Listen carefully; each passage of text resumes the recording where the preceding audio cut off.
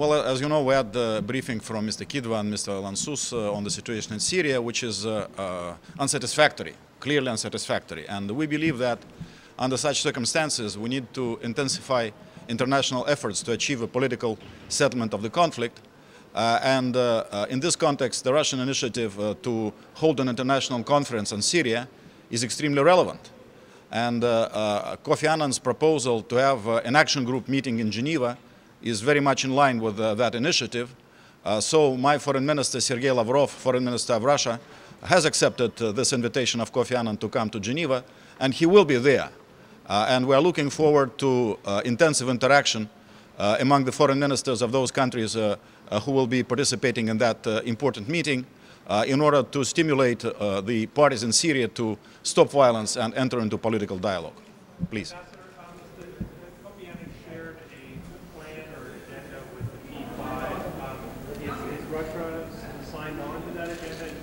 There have been extensive discussions with Russian participation on the possible outcome, and I understand that Kofi Annan is continuing that work. But since foreign ministers are going to be there, they are the ones who are taking important and serious decisions on those issues. So I don't think one should expect a situation when every comma is going to be agreed in a paper which is going to be discussed by the foreign minister. My foreign minister, as I said, is fully prepared to go to Geneva and to participate in that discussion. Of course, our expectation is that the meeting should be productive. I'd heard that Mr. El Kidwa had somehow said that if the outcome of this June 30th meeting is, if there's not a meaningful outcome, that this may bode badly for the Joint Special Envoy's continued work. I don't recall those words from Mr. Kidva. I do recall that some colleagues from the Council, whose ministers are supposed to be there, were saying that they were not yet prepared to say that they are going to participate because they believe that there must be more clarity about the outcome. I think that this is playing it a little bit too hard to get. I mean, we need to show our support for Kofi Annan in practical terms as well. He made it clear that he wants to have that meeting of action group in Geneva on Saturday, June 30. My minister is going to be there. Sure. We expect for Navi Pillay to brief the Council this week. Is Russia on board with the idea of having Ms. Pillay come? Well, we are on board, yes. We are on board, and the President of the Council is going to continue those discussions. I also indicated that I'd be very interested to hear from Madame Pillay her views on the human rights situation in Libya. We're extremely concerned about the situation there. Our representative for the rule of law in Libya intended to go there. Unfortunately, his visa was not forthcoming. And there are some serious issues with some Russian citizens in captivity in Libya. So we would like to take advantage of Madame Pillay's presence in the Council, if everything works, to hear about that as well. Please. Is there a dispute whether she briefs on Libya or Syria? Or do you expect to my surprise, some colleagues did not immediately accept the need for her to address Libya as well. But we'll continue that discussion. Annan, that there is a meeting to talk about political transition in Syria.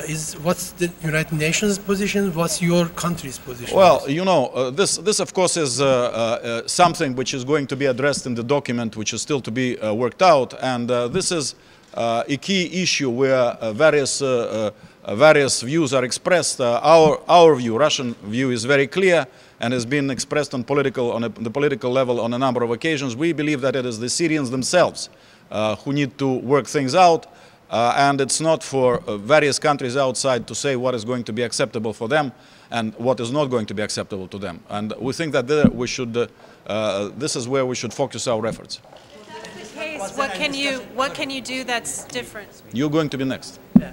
Was there a discussion about the participation of Iran, whether they accept or refuse that? There was no discussion in the Council, but there is still an ongoing discussion among various players and the more likely participants in the meeting. We believe that Iran should participate.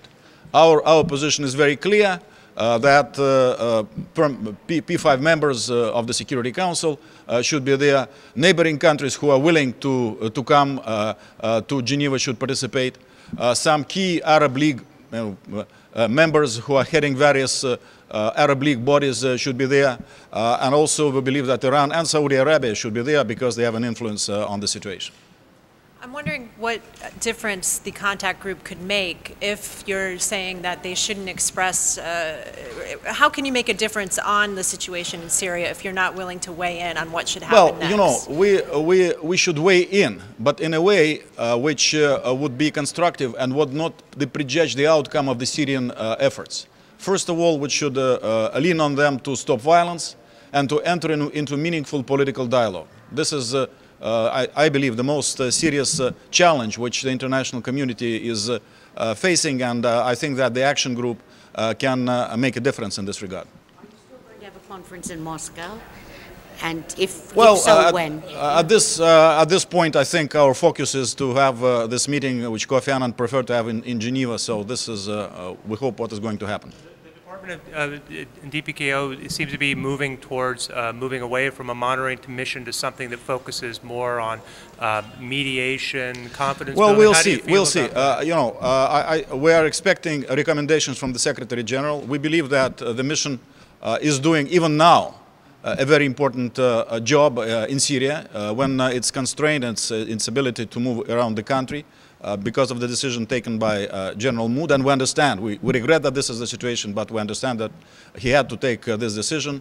We believe that it is the responsibility of the Security Council and, if you will, the international community to make sure that the conditions are such that the mission, the monitors can resume their work. But as to the future, and we believe that there needs to be a future for the monitoring mission, we need to see the recommendations of the Secretary General, and we'll discuss the modalities for the future.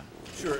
As a possible link between Syria and Libya, yesterday in the debate in the Council, Ambassador Jafari of Syria alleged that there's some kind of a training camp in Zintan, which he said is funded by Saudi Arabia and Qatar and is training people to be interjected into Syria to overthrow Bashar Assad. Well, are you aware, what do you think of that? If this is the case, you may recall that I raised that even in the official meeting with the Security Council while the Prime Minister of Libya was here.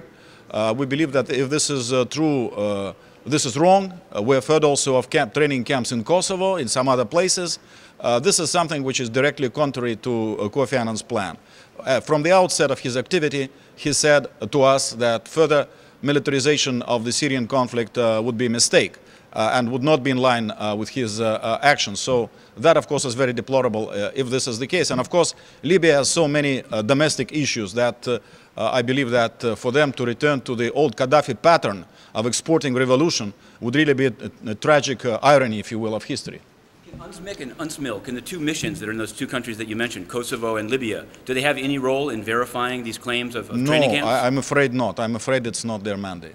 Thank you very much. Please go ahead. Last question. And then you. How can the contact group be helpful if some of the countries are arming the insurgents and well, encouraging them no, to take over this is exactly the problem. I think we need to get together and tell each other, let's be serious. Let's be serious.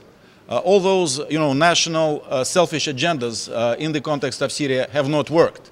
The only thing which they have helped generate is a further, aggravation of the situation and growing violence. So, if it's time to get serious and to make sure that we all exercise our leverage on whoever we can exercise leverage in Syria in order to revert to the implementation of Kofi Annan plan. Last question, ma'am, please. Can you tell us a little bit about what was briefed by Mr. Lassus about the current condition of UNSMIS? No, the current situation, both Mr. Lassus and Mr. Kidva were very, very frank, very objective, and of course their description of the situation in Syria was extremely grim, but it's not for me to recount all the details. Thank you.